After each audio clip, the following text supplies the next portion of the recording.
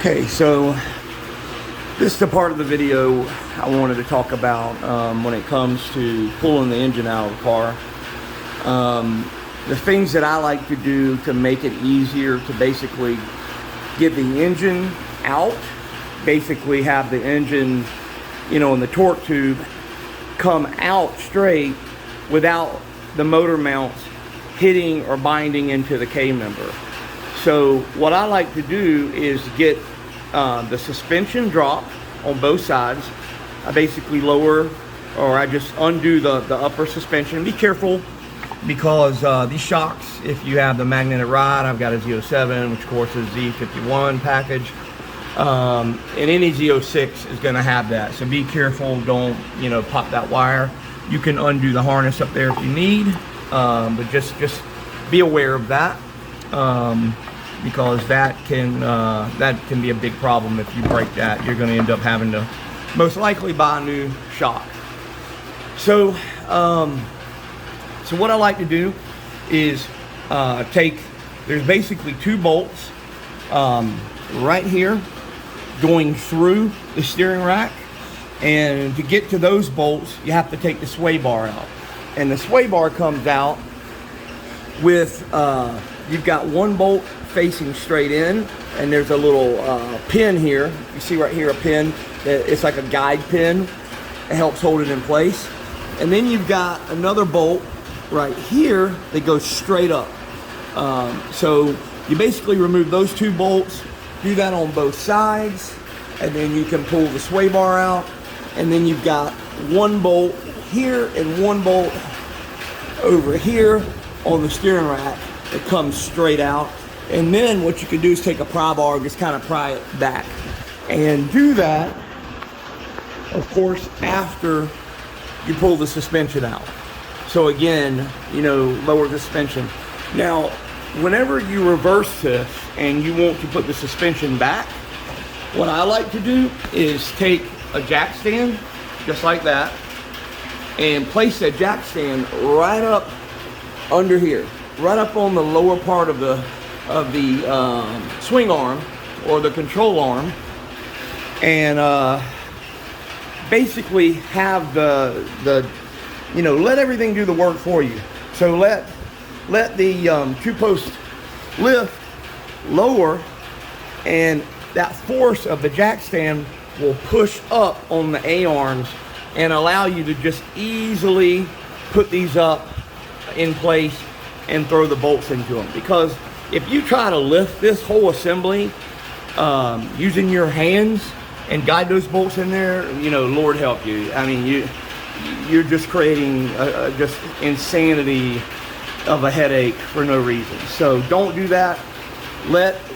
Use tools. Let those do the work for you. Now, another thing I like to do, and this is really where the trick, I call it a trick, but it's just using your head. Using alternative methods. And I know other people do it without this. Maybe they have smaller hands. I don't know. But for me, I do all of this, lowering the suspension, getting the sway bar, getting steering rack, all that move forward. So I can take these four bolts, one, two over here, these K-member bolts, so that's subframe, and there's two on the other side. And now you have a couple aluminum braces that you can, obviously need to take down too. But lower those K-member bolts. Now be careful, don't undo them all, because then, you've got a ton of weight. You got your engine basically, right, suspended on this K-member. So be very careful. Also use a jack stand if you're doing this for the first time and you're not really sure how long these bolts are.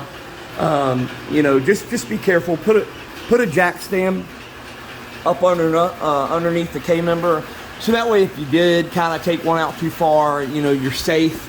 And I always recommend having jack stands on the front and rear, right?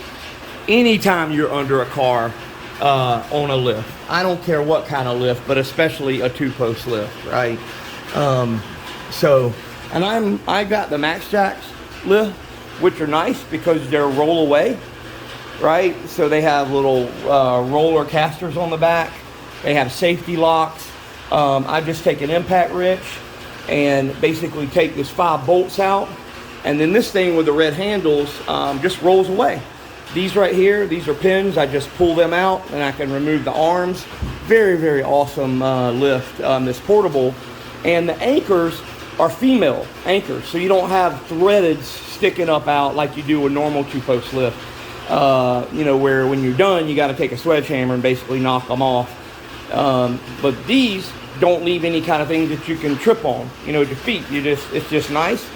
Anytime you do the lift, roll it back, you know, self-thread them, impact, bam, you're ready to go.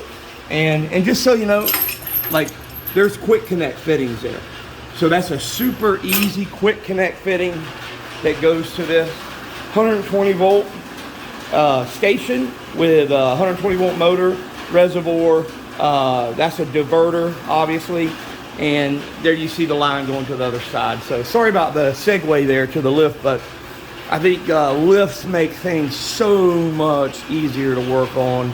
It is so worth the money, especially if you're doing an engine pull, anything like that. My God, you know, unless you just can't afford it, but it is just worth it, let me tell you. So I guess I'll stop here, and I'm gonna have different sections to this, but this video really is intended to show you that to start, you know, what I always like to do is lower the upper suspension, get the sway bar, get the steering rack, and then lower that subframe down. And what that does is that allows you to essentially, you know, you got your engine hoist here, right? So that allows you to get your engine. See, I've already started pulling everything off to where I basically will hook my my engine hoist, and I've got like a balancer, so I'll hook it right up to the top of the top cover there. And what that does is that allows me to, the subframe lowers, right? And which lowers the motor down, but then I can take the hoist and raise the engine up, and that lifts the actual engine mount studs out of the K-member, where the motor can just pull simply forward. It'll come straight out forward. And now how you do that, obviously the car's way up in the air, but I'm going to show you this later how I do that. I take a normal jack stand, right, just like this, and I lower it down and I put it right on the torque tube, right, the bell housing on the torque tube, and I lower it down, and that holds the torque tube up. That way, you know, when you pull the engine off, the torque tube, you're not fighting the torque tube trying to fall down. So that's really critical. And that allows you to basically have the motor come straight out. Remember, we've got the rack out of the way, all of that. So the motor with the pulleys, right? So I'm keeping all of this on. Water pump. I do have to remove the air conditioning, which is really simple. The alternator, really simple. Pull all that off. But I'm going to keep the water pump. I'm going to keep all of my pulleys, everything on, because again, remember, the rack is really forward now, so that gives me a lot of room to pull it off the spline of that drive shaft without hitting anything, and that's great. But the trick, like I said, lowering the K-member, so that way you can get the engine up and get the studs out of the K-member. The studs of those motor mounts are sitting down in the K-member. But if you lower the K-member enough, you can get the engine up to where those come out, and the motor can slide simply forward without hitting, binding, anything. And now the other real reason why I like lowering the K-member is I'm going to pull the valve covers off. When you lower that K-member, this whole engine lowers down, which gives you a ton of room back there to get to those bell housing bolts. Now imagine if I didn't lower the K-member and this engine is up tight in there. You've got a time getting your hands down back in there getting those bolts. And even worse is there's one over here and there's one over here by the starter that is, if the motor's up, it's tucked way up in there. But if you lower this thing down, now from underneath, you can get to those bolts right up under. I mean, obviously I'm gonna pull the headers, I'm gonna pull the starter, but those bolts, which are right up in there, you know, the header's in the way. Just when all this lowers down, you can easily get to those bolts. Not a problem at all. So I'm gonna have video of that. I'm not really gonna be videoing, you know, actually doing the assembly, because I'm here by myself. I don't have anyone to help me film really. So it'd be really difficult to do that. But what I'm gonna do is when I do each step, I'm gonna add that section to the video so I can show you what I mean by, you know, really getting that K-member lower and all the benefits that it gives you to getting an engine out of this car. And now I've only been working on this for maybe a couple hours. You know, I've already had the supercharger off, but I had the intake on, I had all the port injection stuff on, secondary fuel system, all the wire, you know, my fuse box, everything was all complete. So, yeah, so again, I'm having to pull all that off. So it is a good bit of work, but when you do it enough, you kind of know what you got to do. So I'm drained oil last night. So next, what I'm going to do is I've got one more bolt in the front to drain the oil. Once I pull that, I'm going to go ahead and undo the headers in the back, and then I'm going to undo the headers over here. I use header studs. I use ARP studs, which are really, really nice because they allow you, if you see down in there, I don't know if you can see the studs. Yeah, right there. There's one. So if you see that stud right there, that allows me to hang the stainless header flange on the studs without it falling. So I don't have to hold the flange behind the headers and then try to self-thread a header bolt in. Everybody knows that is a pain in the ass trying to hold headers up top and get those bolts started and not cross-thread it. So do yourself a favor, get those ARP header studs, and if you see on the front of the stud, there's no threads, right? It allows you to slip the nut on and basically self-thread it easily. There's no cross-threading because it prevents that by giving you that smooth part of the outer stud to slip the nut on where it won't fall off. So these are awesome. I mean, awesome, awesome, awesome. You won't be losing any more stud bolts or header bolts or anything like that because of how they're designed. And I absolutely love it. No more slicing your hands up on those sharp stainless frame, stainless gaskets that go with those headers. So do yourself a favor and get those, well worth it. Okay, I am going to go ahead now, finish. I've got basically to drain that front bolt right there. I'm going to undo that front bolt. A little bit more oil may come out. I'm going to leave the oil filter on for now because the motor's coming out. But more or less all the oil's drained. I'm going to pull those two main oil lines off. There's some harnesses and ground straps on the bottom I'm going to do.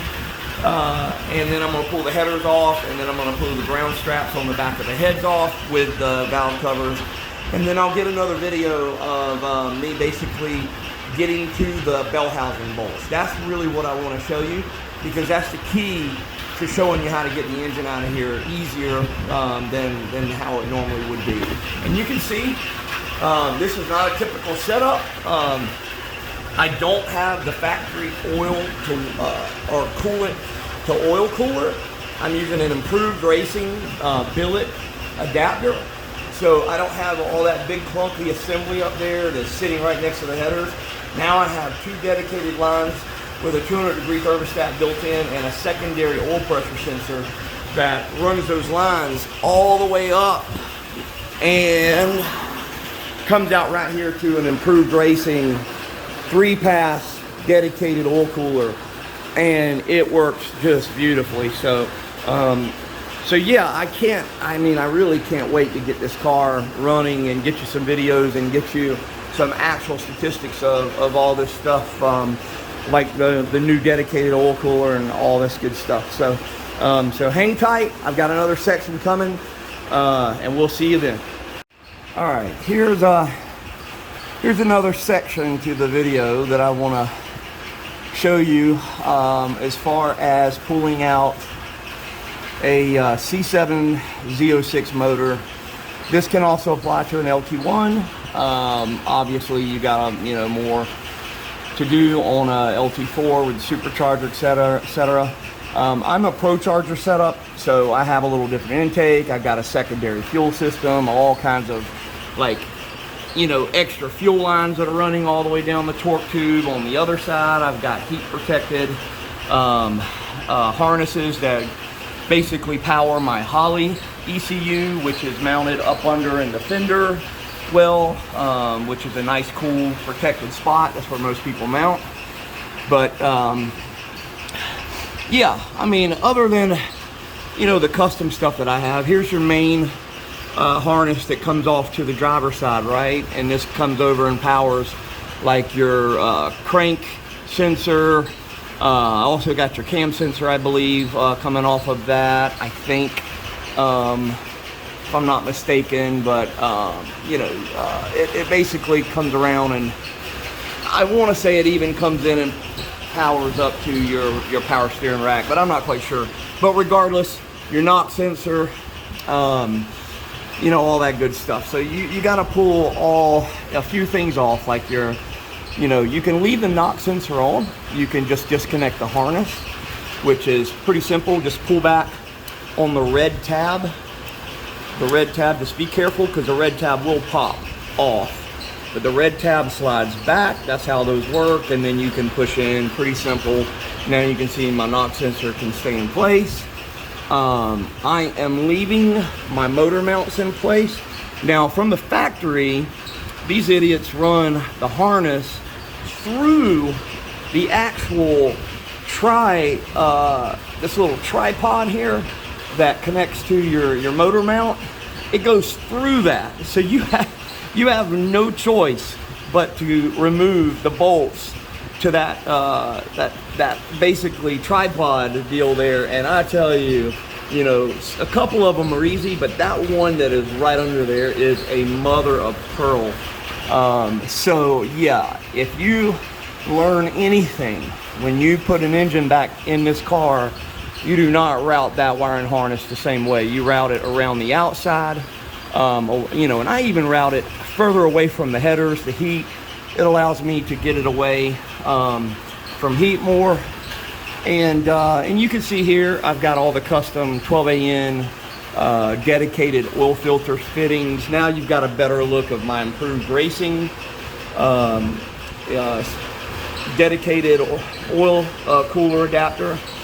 That's my Holley 0 to 100 PSI oil pressure sensor.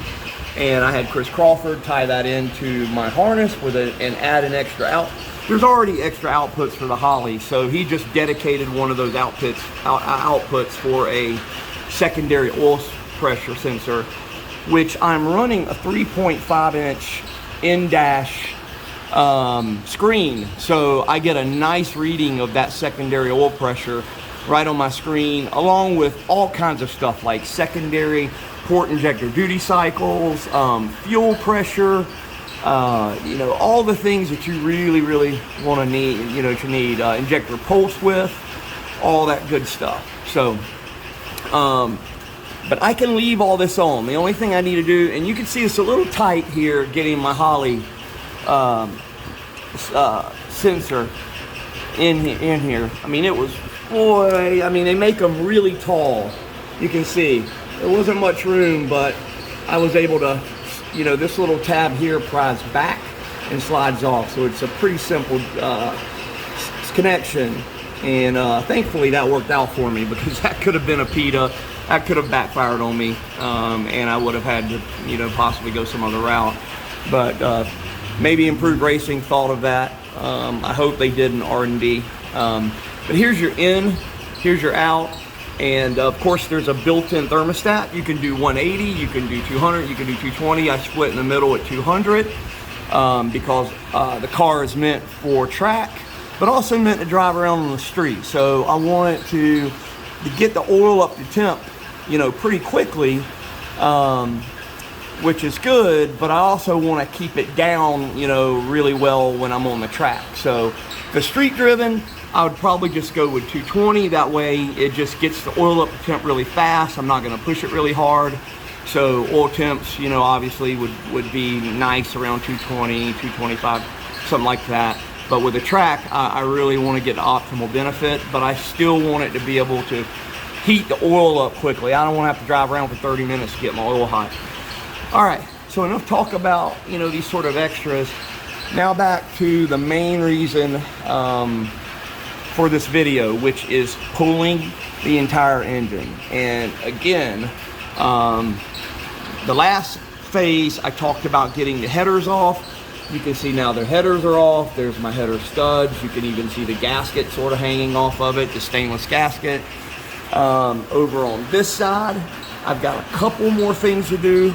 The header is off. I mean, honestly, what's crazy is the first time I did a header install in this car, it probably took me 5 hours, and I cursed like a living god. I mean, it was just painful.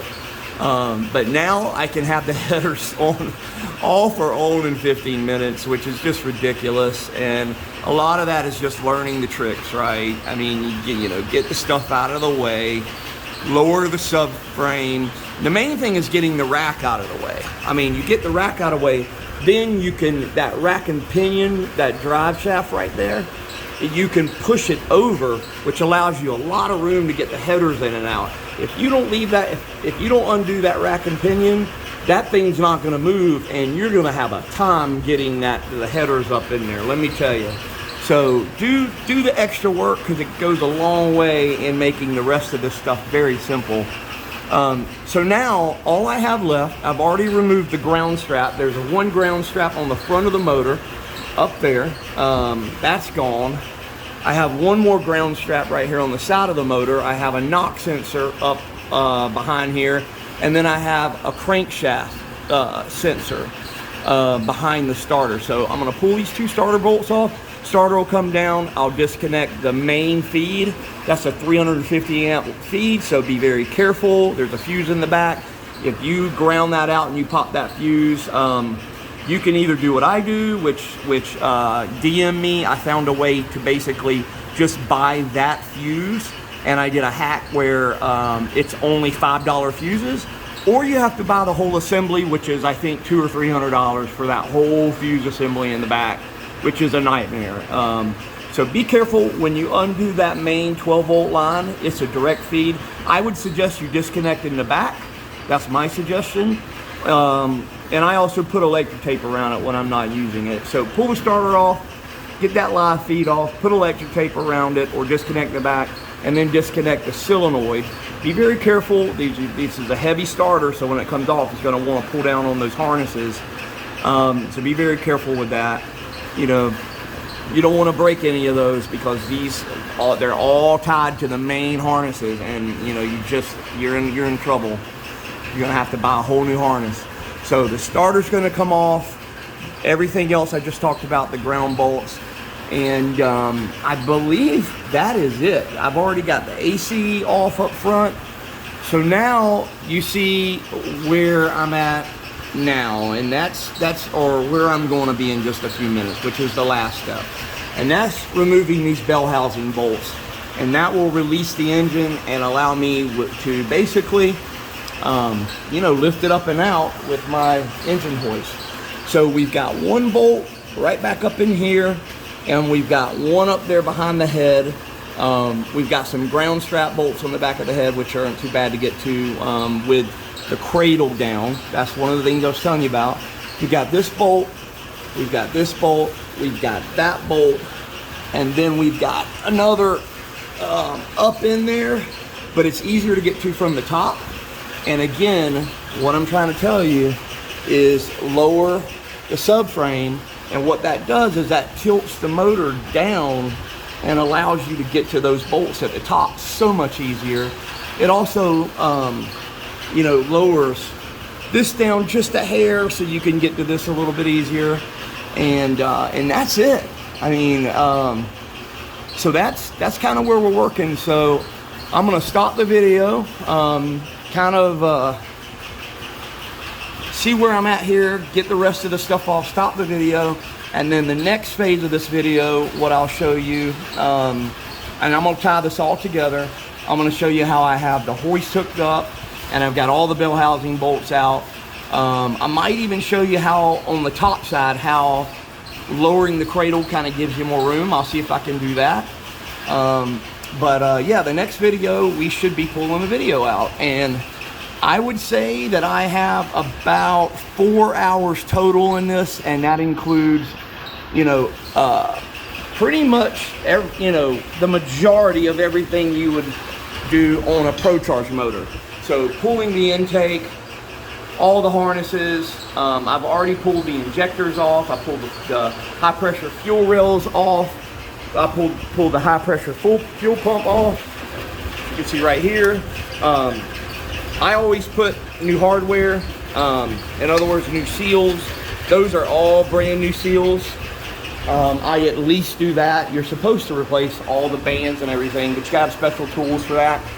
My injectors are in good shape. I've never done that, and I've been okay. Yeah, so let's get to cranking. I'm about 4 hours in, and I'm hoping to have this motor out within 4.5 to 5 hours, which, I mean, isn't too shabby considering the amount of work, the amount of harnesses, and all the extras, right, with the secondary fuel system and ProCharger stuff and all the custom lines. So yeah, I'm gonna stop here and wish me luck, and in the next video we'll be yanking this motor out. Here we go. All right, so as I promised, I would try to show you a little bit of you know, how I'm able with my big hands to access those top bell housing bolts. So one thing to be careful is obviously where you step in. I put a lot of padding around those harnesses on that steering rack. I've cracked one of those before pulling an engine out. The engine at the very bottom hit the harness and cracked it, and that caused me to buy an all new steering rack, which was about $1,800 and not fun to put in. So so be very, very careful with, as I keep saying, with all these harnesses and all. There's a lot of stuff around here. If you're careless, you're gonna pay for it. So that being said, there are a couple bolts up here, and one, let me tuck these little harnesses out of the way. This is the fuel injector harness right there. All right, let's go. All right, so there's the other fuel injector harness for the other passenger side. All right, so you can see having the engine just drop down, the rack drop down. Normally this would be up, and I'm telling you, every single inch, every little bit of room, at least to me, makes all the difference in the world. I was able to get to this bolt here, and then there's one also right here, right where my finger's at. There was one right there, and those two bolts, you can see them right there, I was able to get in with a standard sort of pry. I mean, this is an extension socket wrench, so it gives me a little more leverage, which is great, but I was able to get that in there. What I would do is I would pick up on this right here, pick up on the back of that harness, and get it right up behind there, and once I locked on, that was it. And when I loosened it, I was able to just finger it out, you know, there wasn't much tension on it. Now, that's another thing that I would give you advice on, is keep all of the bell housing bolts that are very easy to get to, the bottom ones, tight. Let them hold all the tension until you get ready to pull the engine out, because if you get all the bolts, and then if you leave this top one and you leave that one over there, guess what? It's going to be holding all that tension, and you're not going to be able to just easy, you know, loosen that out with your finger. It's going to fight you the whole damn way, because it's going to be holding all the way to the engine. So keep that in mind. You know, although the weight of the engine is sitting on, you know, the engine mounts, etc., it doesn't matter. The engine's going to want to move, and it's going to want to cause that bolt to be a little bit of a PETA to get out. So now, I just wanted to show you. I mean, you can see how much more room that gave me, you know, just to get in there. And I don't know if I can get my camera in there. And there's that other bolt right there. Now that bolt essentially is just above the starter. So I believe, if I'm not mistaken, yeah, that bolt right there, if I'm not mistaken, and I will obviously correct myself if I am incorrect, but from what I remember, I did not try to pull it out from here. I mean, my God, look at that. Like, you see it in there? Negative, not gonna happen. So you're not getting to it that way. So you get those upper two bolts. As I said, lower the engine down with the K member, and then after you pull the starter out, you'll be able to get to that bolt, from what I remember, no problem. So yeah, so I got more videos coming. Don't worry, I'm gonna cover every single bolt on that bell housing, so that you know that I'm not, you know, faking this. I'm not trying to, like, you know, just kind of miss one bolt and not show you that. I'm showing you every bolt that I pull out. So I've got those upper two bolts out now. I did not get the starter off yet. I probably should have went ahead and pulled that off, but I didn't. So now what I'm gonna do is I'm gonna lift the car back up. I'm gonna pull the starter off. I'm gonna pull the ground strap off. Oh, I know exactly why I didn't pull the starter off. Because I'm gonna go in the back and I am going to disconnect that starter main feed line. So if I show you, I had a dead battery here.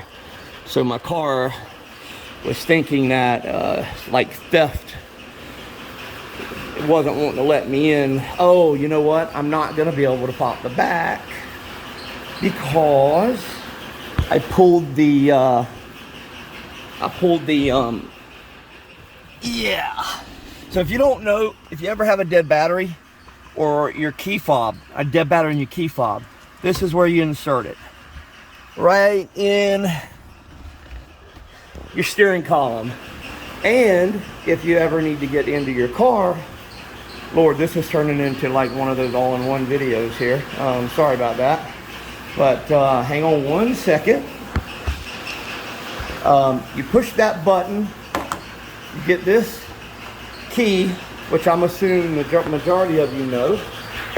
You get that key out, and then underneath there, there is a key. Right there, where you insert the key. There's like a lock, and you just turn it, and when you turn it, bam, right? Now you can get into your trunk. I apologize for my messy trunk. I'm kind of storing my Pro Charger in my trunk and all of my coolant. But what I wanted to show you, because this is important, sorry for the jumpy video, but this is what I was referring to about my makeshift 350 amp fuse. So I had one of my first motors, my stock motor, locked up. I ended up burning, I broke the bottom of my piston skirts off. I bent two rods. I had rod bearings go, and I had a thrust bearing go. So it was pretty bad. And that instantly popped this fuse. When I tried to crank it with the starter, too much torque, it didn't want to turn over. So it popped this fuse. Now, if you notice, this is all one assembly. This whole thing is one assembly, and they want, I can't remember, but it's hundreds of dollars. And it's a terrible design. Like, why in the world would you do that? So again, GM's way of making money. So I said, F that. So what I did was I took and I cut I cut that little tab out there where the fuse was. This fuse was sort of molded here as one piece. I cut it. I went to Audio Place and they sell these exact same fuses that was in the car, a 350 amp fuse, and it's the exact it's even the exact length, I mean, which is crazy. And I can give you a link to these fuses if you need them. I actually bought about 5 of them. They're only $5. Because if you ever work on your car and you accidentally ground out that starter wire, pop, and you didn't remove that, pop, you're done. And then now you can't start your car until you get another fuse ordered. So again, I fabricated this and it works perfect. I've had it like this for years.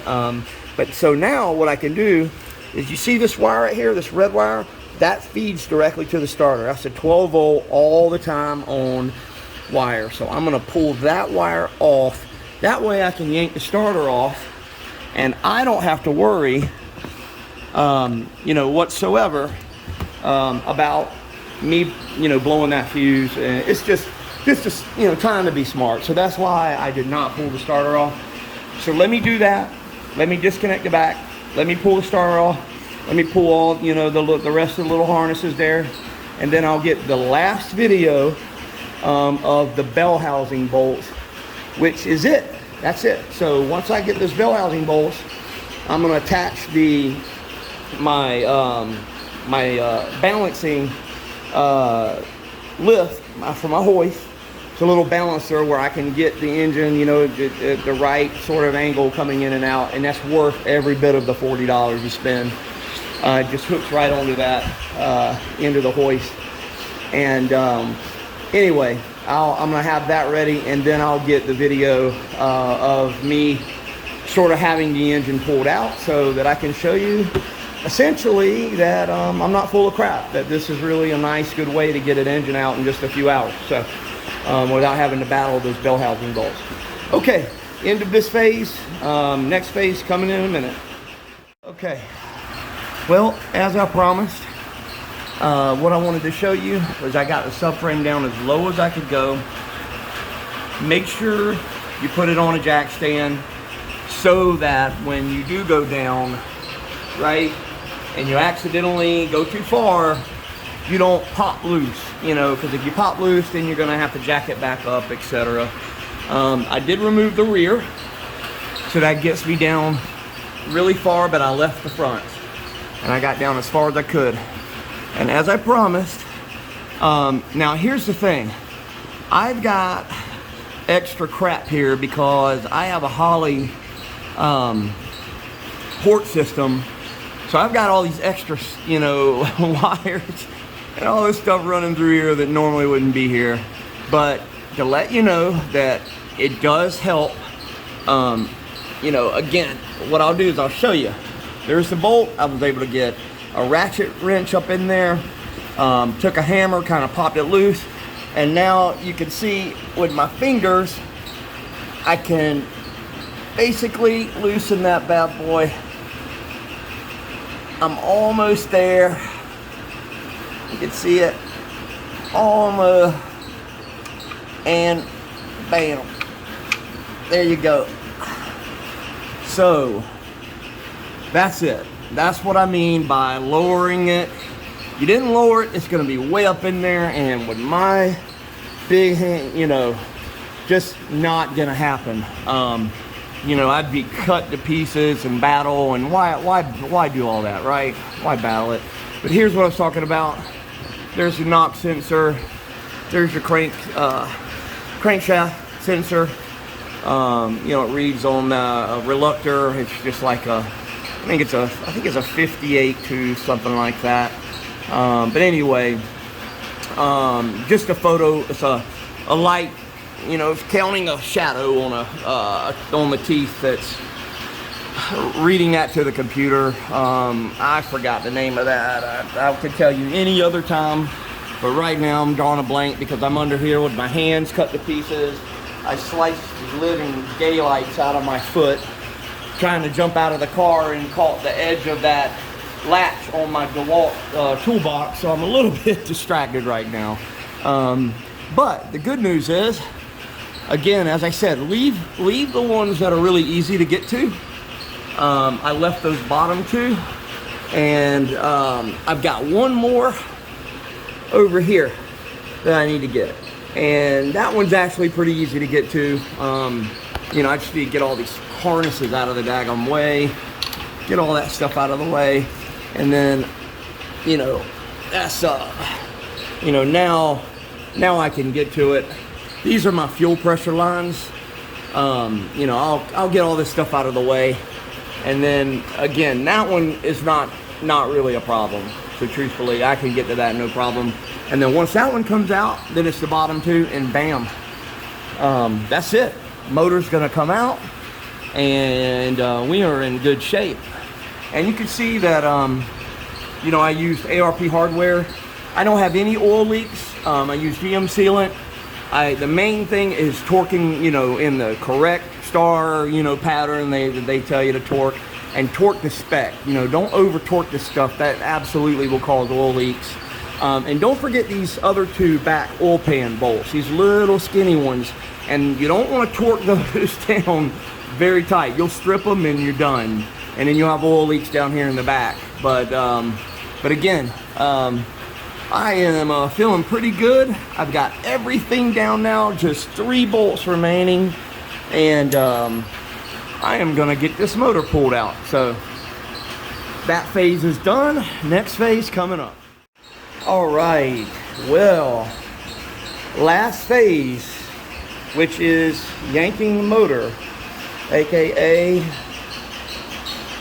pulling a motor, aka the end of the road. Happy place, yeah. So, all right, so a couple things. The reason why I stopped here and didn't just go ahead and pull the motor out is because I think this is another critical part. A lot of people get ahead of themselves. They see the motor, you know, kind of coming out, and they're like, yay, let's yank it out, let's get it out of there. And then they don't think about, well, maybe I might have missed something. So, and for example, most people probably pull the water pump off, etc. But, you know, you could still have the water pump lines attached with a couple circlips. You could have, you know, one last little harness down there attached. You know, you just never really know. And one other thing I wanted to say is it's easier to take these motor mount bolts out here. These, that's a 19 millimeter. And let me show you. And the reason why is because if you lift the motor out using the entire motor mounts and everything, the studs on the bottom of that motor mount are very long, so the engine has to lift way up to kind of get free. And you know, you don't need that. You don't want to work any harder than you have to. So here's what I rigged up. So just a 19 millimeter, use a 3/4 ratchet, and the reason why is there's a little bit deeper, which will allow, because the stud goes up quite a bit, and if you use 3/8 ratchet, what you're going to run into, and I'm sorry, 1/2 inch here, but what you're going to run into is it's going to bottom out. You're going to end up stripping it. So yeah, go with the next size up, go with a 1/2 inch drive, and you know, then get you a swivel socket, a nice swivel socket, and don't use an impact initially. Use, you know, again, like a big pry bar, you know, ratchet, something to get some leverage just to get it started. And again, when you put those bolts in with the motor, you don't want to crank them down so damn hard that you never get them off again. You know, follow the torque specs. A lot of these bolts, especially that you think are supposed to be torqued so damn tight, really don't need to be torqued that tight, to be honest with you. And you know, just keep an eye on things too. I mean, that's another thing. Just kind of keep an eye on torque specs. And again, you can see I took it out over here, and I just leave the motor mounts kind of floating down there. Check, you know, again, make sure that you removed, you know, all your harnesses, everything over there, your knock sensors, everything looks good. And now the reason why I like this this leveler is it allows me to point the engine up once it's kind of free. And that allows me to take the pulley once it comes out and clear this rack. And now what I'm gonna do is I'm gonna take a pry bar and I'm gonna pull this steering rack back even further. This can go back quite a bit further. But the last little thing I wanted to show you, and this is important, is you see that jack stand resting on the bell housing? I don't really have good lighting under here, but you want to get a jack stand on that bell housing so when your motor pops free, that bell housing doesn't just drop. That's really important. So, so again, you can see how lowering the subframe gives me lots of room to work with. It basically gets everything low where I can use the two-post lift to lift the torque tube in the engine up to get it free and get it up out of there without binding the motor mount. So that's sort of the trick that I like. You know, any questions, you're always free to ask. You know, put them in the comments, etc. This is probably the most extensive video I've done, at least the biggest job. You know, now I've done lots of things like Smith Brothers, trunnion upgrades, which take a long time, a pain in the ass to do every single one of them, having to do rocker at a time. But this, you know, I think is really important because not only a lot of people put YouTube videos out there about yanking LT4, LT1 motors out. There's lots of good write-ups. My buddy Anthony on the Corvette forum, he does a great job of laying it out step by step with torque specs, and you know, I can't beat that. I don't have the time and effort to do the thorough job that he does, but he is great if you want to follow it step by step. But if you really want to see, you know, kind of how a video of other ways to do it, you know, maybe some different alternatives, that's kind of what my YouTube channel is all about. It's about kind of the niche things that kind of people aren't really doing videos of, and I try to help people, you know, by putting videos out there covering that kind of stuff. So so anyway, and you can see I even left the top cover on. You don't even have to pull that off, not needed. So, and I left everything on the front. You know, all of that can stay on. Just kind of be careful, come out very slow, and you'll see very shortly. I mean, you can see the motor. All I got to do is jack it up. You know, again, just jack this motor up, and it's going to start to want to come out of here. No problem. And I've got that Mantic beautiful triple clutch on the back, which is just an amazing clutch. But I need two hands here, and plus I want to get this rack really out of the way. I don't want to bust that rack, so that's important for me. So I'm going to stop the video. I may have one more video of just the motor out and kind of showing you everything after it's out. But I hope you found this video useful. I hope that this shows you that you can do it yourself. You know, I've got quite a bit of tools, and yes, I've got a two-post lift, and you know, again, I mean, don't get me wrong. You need the right tools. It does help, and a two-post lift absolutely makes things easier. But again, this is stuff still you can do. I put this two-post lift in myself in one afternoon, a couple hours. It's not difficult to do this stuff yourself. So anyway, any questions, just hit me up in the comments, and I'll be happy to answer. And I might do one last little addition of phase to this video where I have the engine out and showing you how everything looks. So thank you guys for watching. I appreciate it. This is kind of one of the longer videos I've done, but I hope you found it useful. I don't know many videos out there that show you kind of start to finish of how to pull an engine out, and at least with some shortcuts. So, okay, hang tight. Next phase coming up.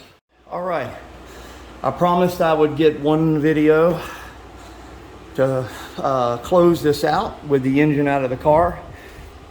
You can see it looks like a big hot mess pretty much. But you know, a lot of this stuff is Holley port injection, secondary fuel system stuff. I've got boost control, which is 2 solenoids, so there's lots of wires for that. I've got secondary oil pressure sensors. I've got Holley coolant sensors. Holley sensors tie into the crankshaft position sensor. They tie into the cam sensor. So there's all kinds of there's harnesses basically piggybacking on top of all the factory harnesses. So there's just literally harnesses everywhere on top of the 16 fuel injectors that are being fed with all those harnesses on top of that. So anyway, now you can see those nice big 12 AN dedicated oil cooler lines. I'm so proud of that, how well that worked out. You know, I know to most people that's pretty simple stuff, but I tell you what's really cool is just how slick that works out, and it removes so much just extra nonsense, you know, off of the engine. And all of that oil to coolant to oil cooler stuff is tucked right next to a set of long tube headers.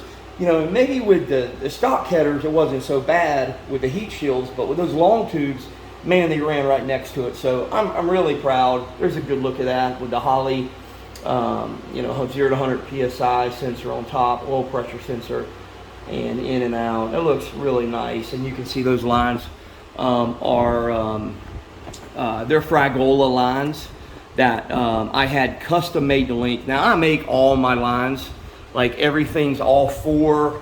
I mean, you can kind of see there like 10 AN 4 lines. There's my Y with my one-way valve to prevent fuel from coming back from the factory, and there's my 4-port regulator. All my stuff I actually do myself, which isn't, I mean, again, anyone can really do it, but they made a really nice setup. I measured and had them cut to length and made, because they added this extra heat shielding on top, which I really wanted, because that hot oil is running through there, and they did a really nice job with the shrink wrap, the heat shielding, and you can see I try to keep this covered up, of course, because it's a really fragile piece, but I custom TIG welded, you know, all the brackets. It was just a bare heat exchanger, and I custom made that where, I mean, it's rock solid, not going anywhere. So and it's already been tested. I've already ran the car with it and works beautifully. So so here you go, engine's out of the car. You know, these are all my dual valve springs, Texas Speed 660, Vengeance Racing Stage 3 cam, Smith Brothers trunnion upgrades, Vengeance Racing hardened push rods. I mean, I could go on and on. Texas Speed fully built bottom end, billet rods, CP Carrillo pistons. The piston pins are the thicker pins for higher horsepower. They actually, the CP Carrillo pistons clear the oil squirters nice. They're special made for that. I'm running a 10 5-to-1 compression, one point higher than stock. I think stock is 10.4. And Mantic triple clutch. I mean, what a beautiful clutch. And this thing is, I mean, only 15% extra pedal pressure. And I'll be honest with you, I can't even feel it. I mean, I'm a pretty big person, so maybe someone, you know, a little less stronger, I don't know. I mean, I hate to say it like that, but would be able to tell the difference, but I can't tell any difference. And this sucker holds, I think it's like 1,500 wheel. I know I've dumped it with ET Streets, and it never a hint of any slip. So again, motor's out. There you go. Everything looks great. Inspecting everything, not a single oil leak anywhere. Everything looks great. I mean, that's really what I'm looking for, is inspecting oil leaks. And essentially I'm just going to do a refresh on the clutch disc. So that's really what I'm doing. So I had yanked the motor for that, but I'm going to put the car up for sale. So they're going to get a brand new motor, clutch. I mean, bottom end, this car is going to be sick. Whoever gets this car is going to be amazing. I mean, it's, again, carbon ceramic brakes. I've got you know, 2 sets of wheels. I may sell the rear drag pack wheels, but they're signature wheels. But I've got signature SV307s, 2019, and I SV108 with drag slicks, MT Mickey Thompson ET Street R's. So, but yeah, I promised you I'd end the video with the engine out. Here you go. I did it all by myself. If I can do it by myself, I think anybody can pretty much do it. So, so remember what I said. See how the cradle is dropped down like that? That allows me, and you see the jack stand with the lift, I can play with it. I can get the torque tube up.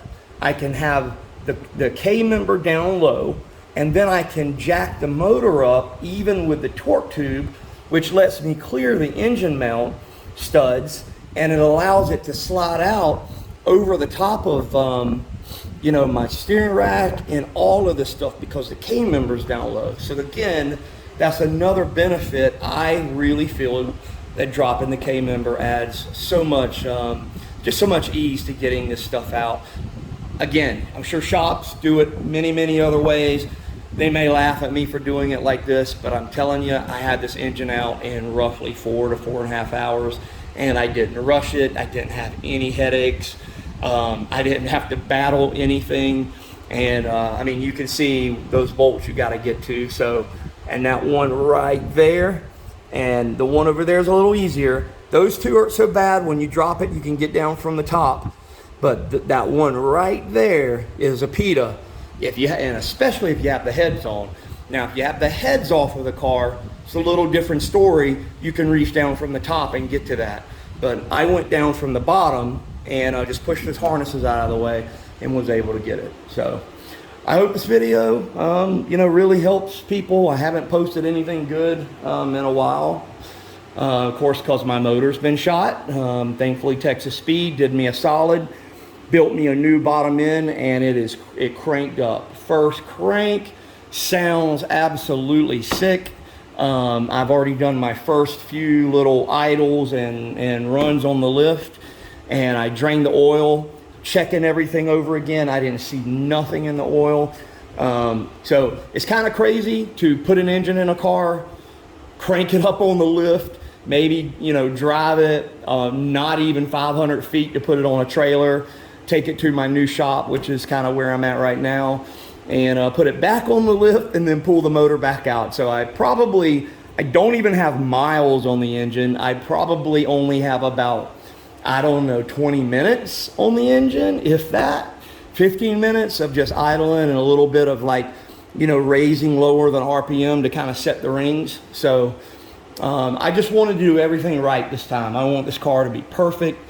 And again, I love that I don't see a single leak anywhere on the oil pan, head gaskets, nothing. So I'm gonna get this clutch refreshed.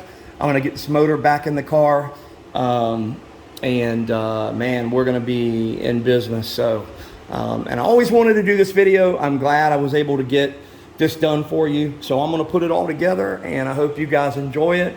And subscribe, because the next videos that are coming are gonna be me ripping out in the car and enjoying it, taking the top out, and really having fun with my 13-year-old. Well, he's about to turn 13 in September. So some good videos of me finally driving the car after, what, 2.5 years of the car always having problems. So I'm stupid happy. This is long overdue. So thanks, you guys. I know I don't have tons of subscribers, but appreciate the loyalty. I appreciate the comments you guys have given me.